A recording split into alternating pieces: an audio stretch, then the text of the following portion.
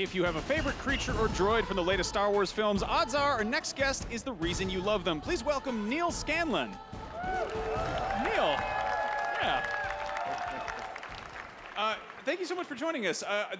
Your work is some of my favorite parts of Star Wars. I love the creatures, I love the aliens, the things that come to life that, we don't see alive in real life. No offense to the humanoids out there.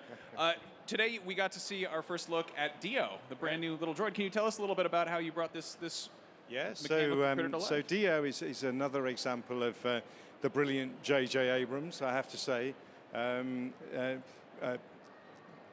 little version of BB-8 was first presented to us on a sort of napkin, a little tiny sketch. And J.J. did a very similar thing with Dio. So first off, we have to contribute an awful lot of that design to J.J. But it's a wonderful little design, I have to say. It was quite a challenge to bring him to life.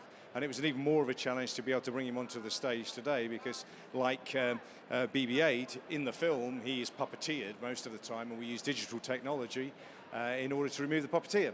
So the version you saw today was what we would call a red carpet version, which is it's a free roaming version. It's just no big deal. It's just a totally functional droid that's out there in the wild. So obviously we take a lot of technology for granted. It's very easy to sort of look at something like this that comes to life and just miraculously be like, oh, it's a droid. There it is. What was the single most difficult sort of element of Dio? Because he's it's exactly that. I think it's finding a kind of real world ability to be able to control the balance. Just like BB-8, the whole thing of a sphere rotating on top of the ball and not losing your center of gravity is essentially quite a difficult mechanical and electronic problem. And Dio falls into exactly that same bracket. He's a mono wheel, so he won't stay upright. So you have to design him in such a way that there is a pendulous weight that is essentially holding him upright. You have to be able to move that weight. And Matt Denton and Josh Lee, who really are the primary people behind that, and especially Josh in this particular case, have done an exceedingly good job at sort of, bringing Dio to the real world. Who would win in a race on sand, BB-8 or Dio? I still think BB-8's got the edge, hasn't he? He's a little wider in the girth, a little more able to take the corners. Now we got to look at another new critter that wasn't in motion. This was hanging out with Greg Grunberg. Yep. Tell us about this magnificent creation. So this is Claude. Again, it was actually Claude went through a few different evolutions during the filming process, and I think that was because when we first designed him and we did this little maquette, JJ and Kathleen saw him and sort of fell in love with him, and several sequences were written for him, and his character was just so appealing to everybody that he seemed to sort of find places throughout the movie. So I think.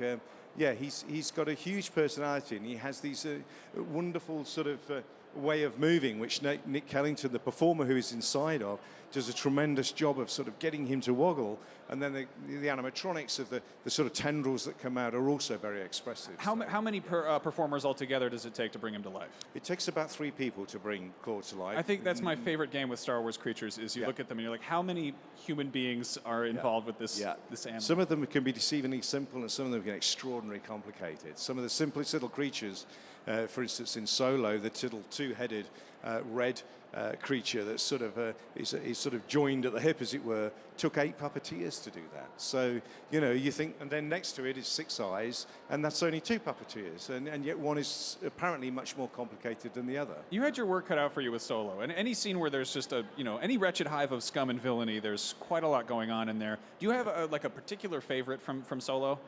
I think, to be honest, 6 eyes, but just because we just showcased and talked about that on the panel, and it has a sort of onboard intelligence. It has an ability to be able to sort of react to the performer's movements, and it sort of represents, I think, a new place for animatronics and practical effects, where we can begin to sort of bring should we say, a little more sophistication and use modern day technology, but bring it in a sort of characterful and considered way. So lots of exciting things, and I think you'll see that in the new movie too. We certainly Solo is a great training ground for some of the stuff that we'll be doing, and you'll see in the next movie. Now, I get scolded if I prod too much about, Rise of Skywalker stuff, but obviously the Creature Shop has been busy. You have been working on new things. Yeah, I think it's. I think we can say that we say this every time, and it's not a hollow brag, but I think we have made more creatures for this new film than we have for any of the others. That is phenomenal to hear. Have you seen any creatures out and about on the celebration floor that really? I haven't had a chance yet. I've got my big day tomorrow. I've got a free day tomorrow, and I'm going to wander around and just absorb all of this fantastic, wonderful stuff. It's amazing. It's phenomenal. Well, I mean, people build incredible things. I'm crazy, so impressed by the work that people do. No, I mean, they should just give me a call. I mean, you can just do casting. I mean, like, kid, you're going to be a star someday. Well, Neal, thank you so much for joining us, and we have lots more to come right here on the Star Wars Show Live. So don't go anywhere. Thank you. Hey. Thank you, sir.